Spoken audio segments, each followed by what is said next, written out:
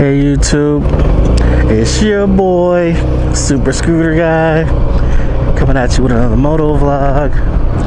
And today I want to talk about MotoMods.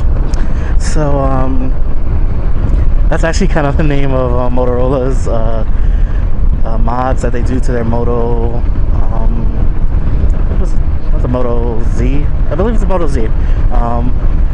So that's kind of like an attachment that they put on those phones.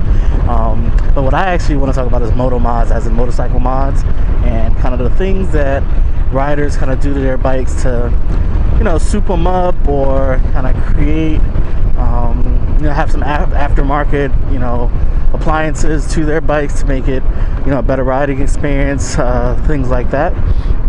I'm pretty big on the idea of MotoMods as long as they don't negatively kind of impact the ride. Like, I feel like it needs to have some type of purpose, hopefully in a positive way,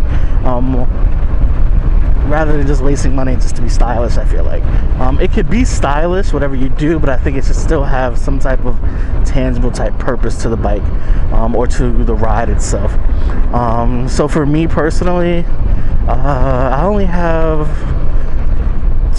two I guess larger scale MotoMods and like a couple of like little mini micro ones. The two larger ones I would say are the EL wire that I put on my helmet that I use at nighttime to be seen. I have a pretty large lime green, pretty lengthy, lime green EL wire. It's about maybe 15 feet that kind of wraps around my helmet. I have it taped on there, and it runs off of AA batteries. And at night I can kind of be seen, you know, by drivers or whoever, to make myself more visible. It's also obviously stylish, so you kind of get those looks from folks like, oh, that's a cool ass helmet, blah blah blah, which is great. But at the same time, the whole point of it is truly literally to be seen at night, because you don't want to have one of those days where someone just rear-ends you because they couldn't see you for some random reason.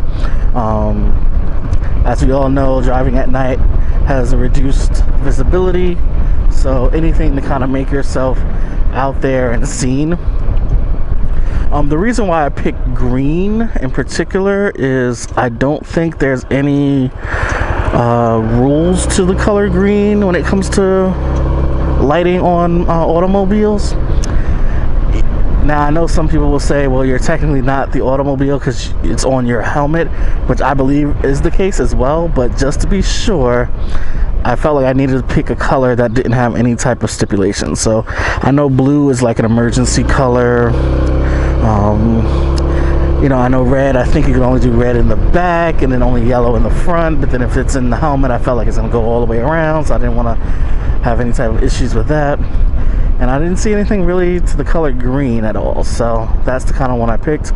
And green is pretty bright itself, so it definitely allows me to be seen at night.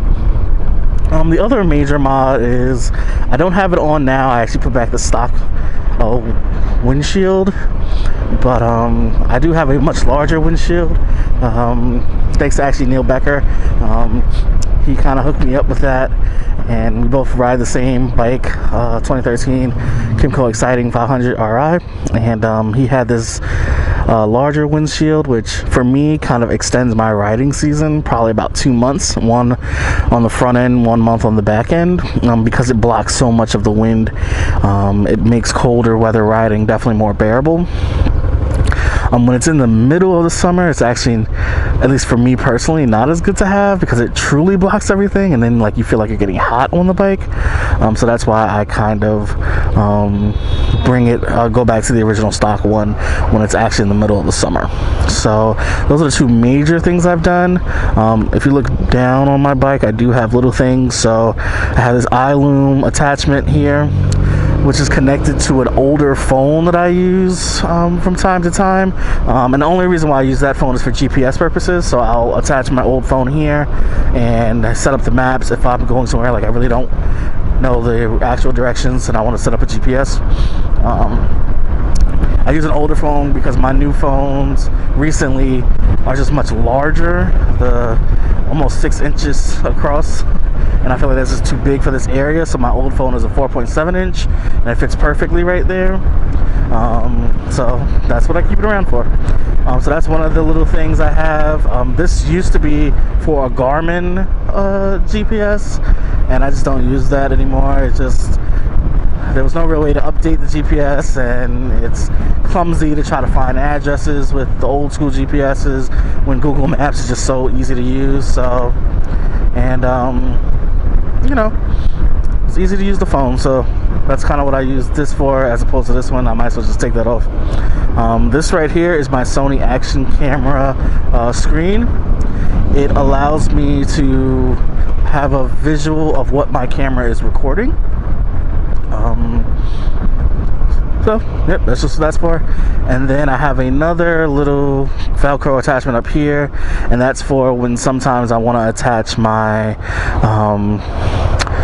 5,000 milliamp battery, which has a USB cord, and I might attach it to this or attach it to the phone or whatever. So that's just to add outside power.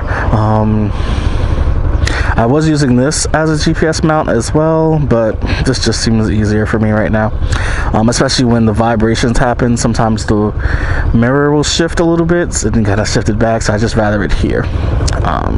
So those are the little mods that I have all over this Kymco Exciting,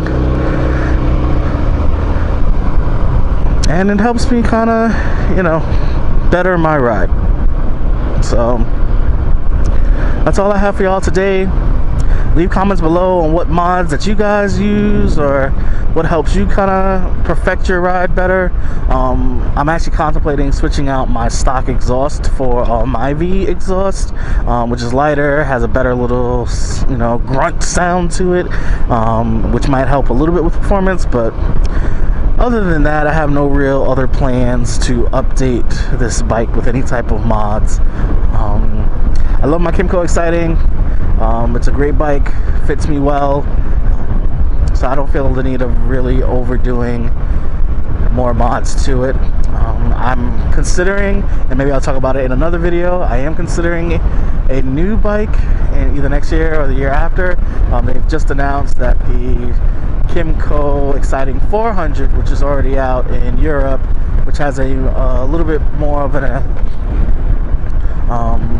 better engine. It's more optimized, and it has limited loss of power comparatively to the 500, but it gets substantially better gas mileage.